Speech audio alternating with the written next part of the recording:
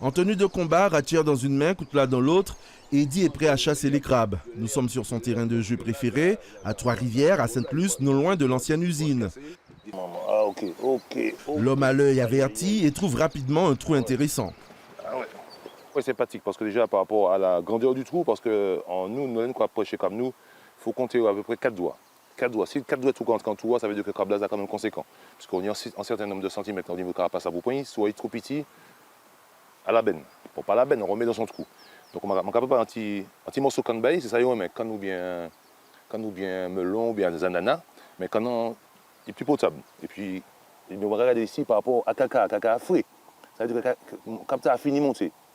La ratière est ensuite posée. Il faut attendre le lendemain pour la relever.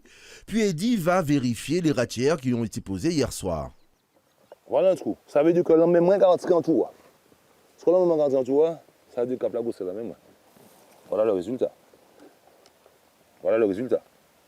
Donc plus le trou est grand, plus le crabe est gros. Mais il faut savoir l'attraper, le tenir.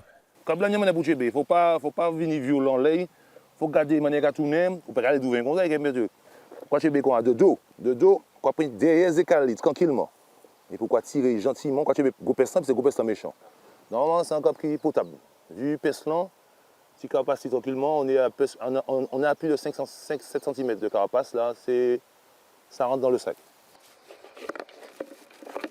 Eddy a commencé à chasser depuis le 15 février dernier. Aujourd'hui, il a environ 300 crabes qu'il faut purger pour les préparer à être consommés.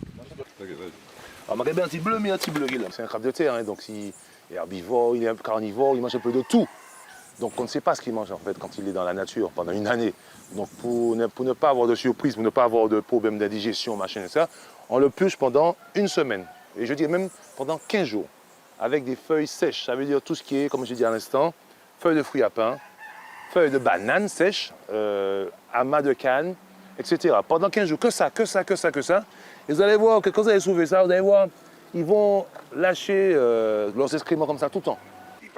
Mélissa et Camille font partie des fidèles clients d'Eddy et à 2,50 € les crabes, ils partent comme des petits pains.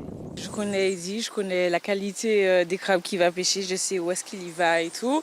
Et chaque année, en fait, il se ramène toujours avec de beaux crabes, bien servis. Et ils sont bons aussi, ils sont bien juteux, bien traités. Crabe bien nourri, bien traité. L'eau achète un crabe qui n'a pas de problème.